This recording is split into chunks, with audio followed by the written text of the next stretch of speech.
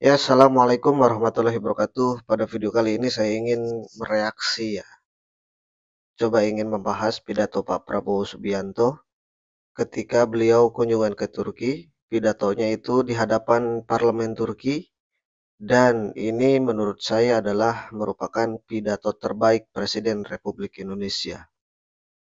Jadi saya coba reaksi begitu. Ya, kita lihat nih betapa luar biasanya Pak Prabowo berpidato di hadapan parlemen Turki. Memang nggak salah ya, dijuluki sebagai singa podium. Memang pidatonya luar biasa. Dan pidatonya meskipun menggunakan bahasa Indonesia, tapi karena dengan teknologi, ya jadi orang-orang Turki di sana, parlemen-parlemen Turki di sana mengerti dan paham apa yang Pak Prabowo bicarakan. Kita saksikan bersama-sama.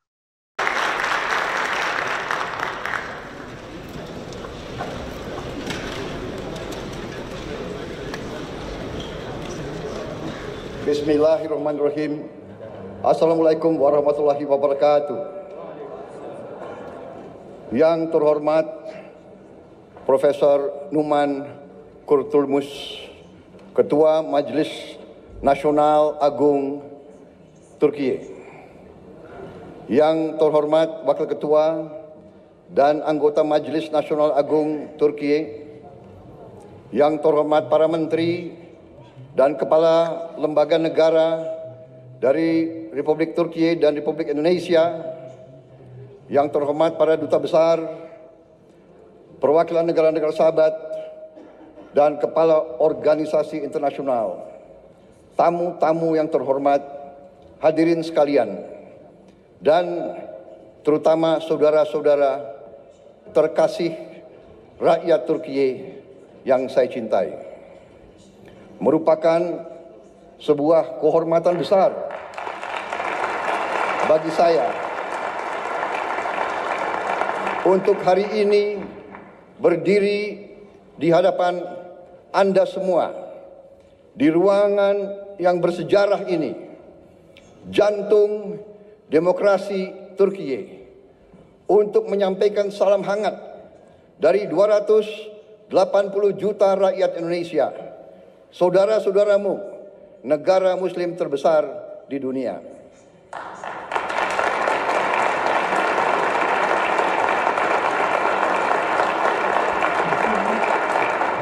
Saya ingin menyampaikan bahwa ini adalah pidato pertama saya sebagai Presiden Republik Indonesia di depan parlemen di luar Indonesia.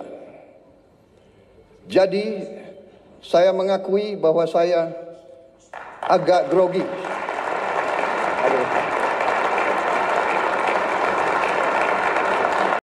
Jadi di awal Prabowo menyatakan bahwa dia adalah wakil dari 250 juta rakyat Indonesia datang ke Turki. Dan biar suasananya tidak begitu tegang dengan kalimat agak grogi, itu adalah teknik ya. Teknik agar audiens tidak begitu tegang dan lebih tenang begitu. Pendengar Pak Prabowo berpidato gitu. Ya, itu teknik agar audiens itu tenang. Jadi dibuat ketawa sedikit begitu.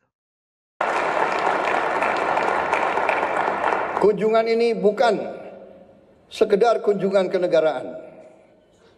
Bagi saya ini adalah sebuah momen pribadi. Saya datang ke Turki tidak hanya sebagai Presiden Republik Indonesia, tapi sebagai seorang sahabat, seorang saudara, sebagai seorang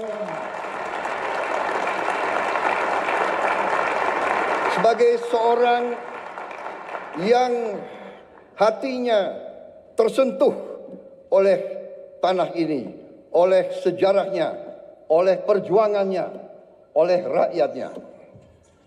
Turki memiliki tempat yang khusus, yang istimewa di hati rakyat Indonesia. Bagi rakyat Indonesia, Turki adalah peradaban Muslim yang terbesar. Bagi umat Islam di Indonesia,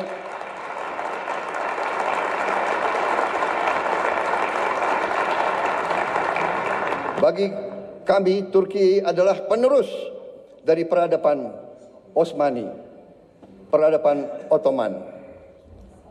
Kita ingat dalam sejarah kita, pada saat sultan-sultan kita diserang oleh imperialis dari barat, Kekaisaran Ottoman mengirim bantuan, mengirim senjata, mengirim tentara, mengirim penasihat.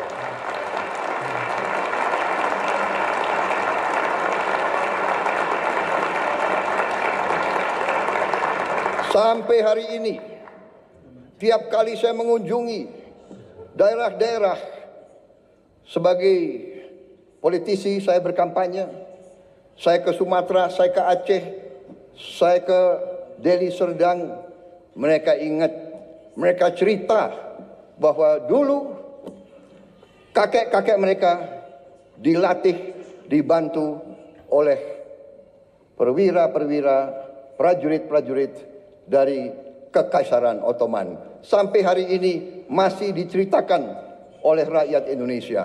Jadi itulah hubungan kami. Itulah kenapa saya datang ke sini.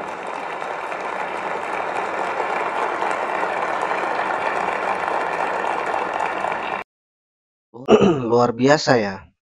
Jadi Pak Prabowo di awal pidatonya banyak sekali menyinggung masalah sejarah masa lalu Turki yang luar biasa besar begitu ya. Bahkan Prabowo juga mengakui bahwa dulunya hubungan Indonesia dengan Turki ini begitu erat. Bahkan ketika kerajaan-kerajaan di Nusantara ini banyak diserang atau butuh bantuan, Turkilah ya, Turkilah yang membantu begitu. Ini diplomasi yang sangat baik dan luar biasa, tepat menurut saya di hadapan parlemen Turki pula, ya kan? Kita lanjutkan. Mungkin saya adalah politisi Indonesia yang paling sering ke Turki. Mungkin pemerintah Anda bisa mencatat, hampir tiap tahun saya hadir di Turki. Terima kasih rakyat Turki menerima kami dengan hati yang terbuka dan dengan tangan yang terbuka.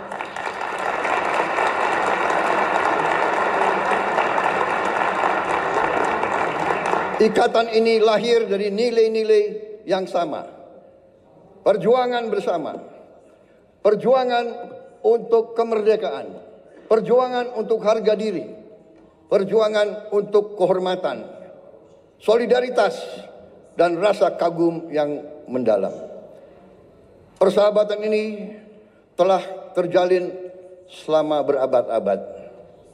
Dan sampai sekarang kami merasa pemimpin-pemimpin Turki selalu bersahabat dengan kami dan selalu terbuka sama kami dan selalu ingin membagi kemajuan-kemajuan yang dialami oleh rakyat Turki. Saudara-saudara sekalian, Majelis Agung yang terhormat, kita merasakan bahwa saat ini keadaan dunia penuh dengan ketidakpastian. Kita merasa sekarang bahwa terjadi penindasan oleh bangsa-bangsa yang besar terhadap bangsa-bangsa yang lemah. Kenapa saya bicara begini? Saya merasa kami di Indonesia melihat sikap Turki, kepemimpinan pemimpin-pemimpin Turki yang tegas membela mereka yang lemah, yang tegas membela perjuangan rakyat-rakyat yang tertindas, terutama saudara-saudara kita di Palestina. Ya, Prabowo kembali menyinggung Palestina, yang sekarang diserang oleh pasukan Israel, menekankan kepada parlemen Turki bahwa Indonesia dan Turki harus bekerja sama dan harus semakin memperkuat kekuatannya dan menjaga kekompakan satu suara ketika berbicara masalah Palestina. Itu yang ditekankan oleh Prabowo.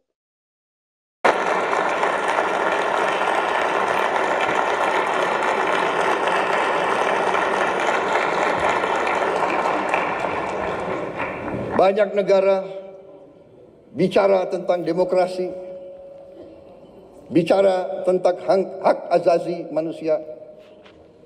Tetapi pada saat anak-anak dibom, ibu-ibu tidak berdosa dibom, rakyat Gaza kehilangan semua kehidupan mereka, banyak negara diam, pura-pura tidak tahu, dan pura-pura bahwa itu bukan pelanggaran hak asasi manusia. Turki punya sikap yang tegas, karena itu kami merasa ingin bersama Turki membela keadilan, kebenaran di dunia yang sekarang penuh ketidakpastian.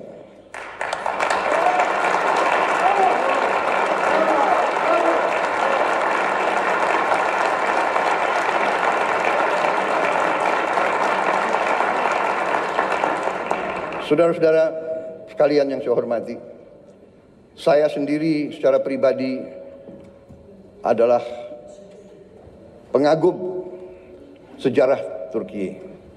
Saya belajar tentang sejarah Turki. Saya diinspirasi oleh sejarah Turki, oleh sejarah saudara-saudara sekalian. Sebagai anak muda, saya punya pahlawan, saya punya ikon adalah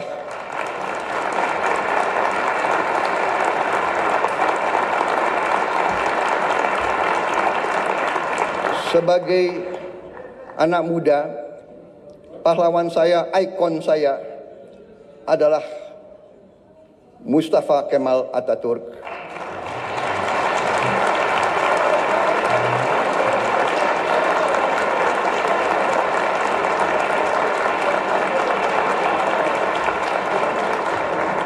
Dan Mehmet Penakluk, Mehmet Sang Penakluk.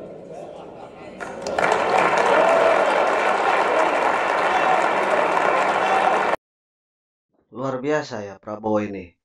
Menyebutkan dua tokoh bersejarah di Turki. Yang pertama Mustafa Kemal Atatürk. Dia adalah founding fathers-nya bangsa Turki, pendiri negara Turki.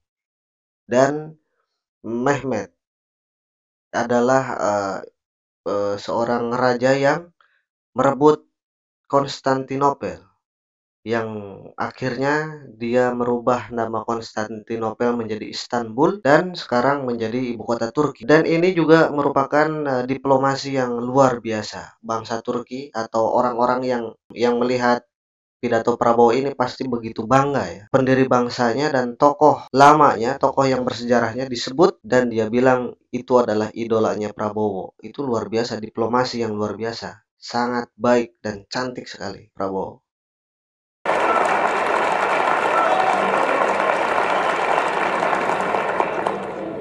Saudara-saudara sekalian, kalau saudara datang ke kantor saya di Jakarta, kalau saudara datang ke rumah saya di Jakarta, ada patung Mustafa Kemal Atatürk. Di kantor saya, di rumah saya.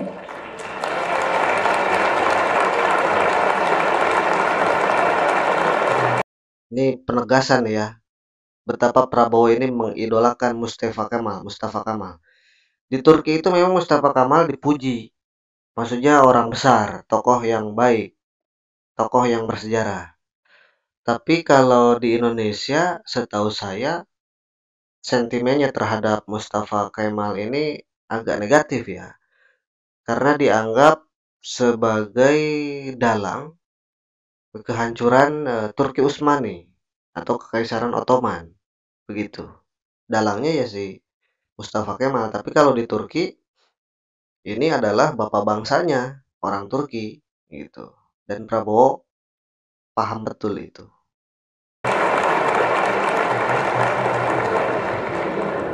Bagi kami, Tidak hanya di Indonesia, saya bicara di Global South, di negara-negara yang sedang berkembang.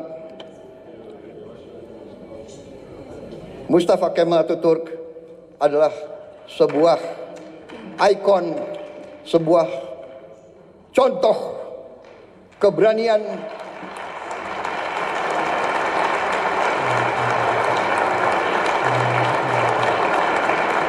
contoh kepemimpinan, contoh patriotisme, contoh semangat tidak mengenal menyerah.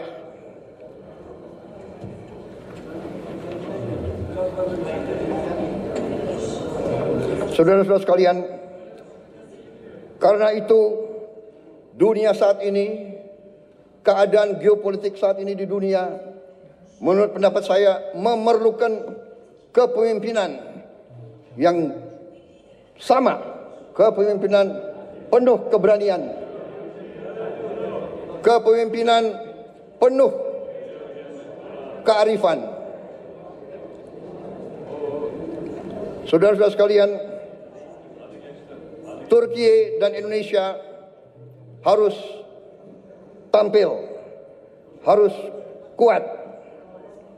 Saudara-saudara sekalian, kalau kita bekerja sama,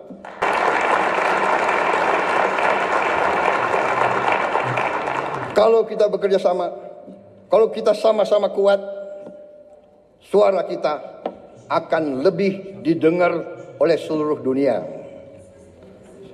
Saudara-saudara sekalian, saya sedang memimpin Indonesia menuju suatu transformasi yang besar. Kita ingin memperbaiki ekonomi kita. Kita ingin membangun pemerintah yang bersih dari korupsi, supaya rakyat Indonesia bisa hidup dengan baik. Karena itu, saya ingin semakin dekat dengan Turki. Mari kita bersama-sama kerja. Mari kita bangun kesejahteraan rakyat kita bersama untuk kita menuju keadaan yang lebih baik di abad ke-21 ini.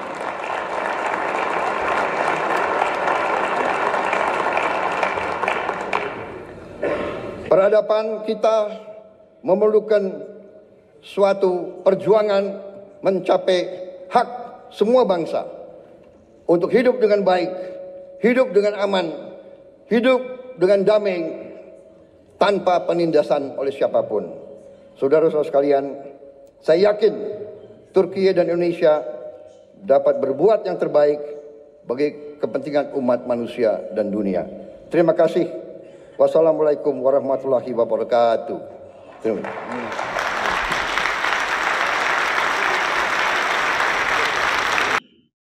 Luar biasa ya pidato Pak Prabowo ini di hadapan parlemen Turki. Jadi saya coba merasakan bagaimana betapa bangganya orang-orang yang menyaksikan Pak Prabowo pidato di situ, orang-orang Turki di situ, pejabat-pejabat Turki di situ, betapa bangganya melihat sejarahnya dibahas, disebutkan, kemudian tokoh-tokoh besarnya disebutkan, dan diplomasi yang luar biasa dari Prabowo menyentuh atau menyinggung sisi dari sejarah dan tokoh-tokoh besarnya untuk coba menjalin hubungan yang lebih erat lagi dengan Turki dengan cara menggali lagi sejarah Turki, sejarah luar biasa, sejarah besar dari bangsa Turki begitu. Dan tadi di tengah-tengah Prabowo menekankan agar Indonesia dan Turki menjaga hubungan baiknya dan mempererat hubungan baiknya sehingga suaranya ketika membahas suatu masalah atau isu yang global bisa semakin didengar oleh negara-negara lain. Karena memang Turki juga adalah merupakan 10 besar kekuatan militer dunia begitu. Jadi dengan pidato ini mungkin Pak Prabowo membuka jalan sebagai presiden, ujung tombak suatu bangsa, ya, membuka jalan untuk bangsa Indonesia agar lebih berani lagi berhubungan dengan orang-orang Turki, berhubungan atau berbisnis atau berusaha atau menjalin hubungan apapun itu, hubungan yang baik ya, dan Prabowo sudah membukakan pintunya begitu.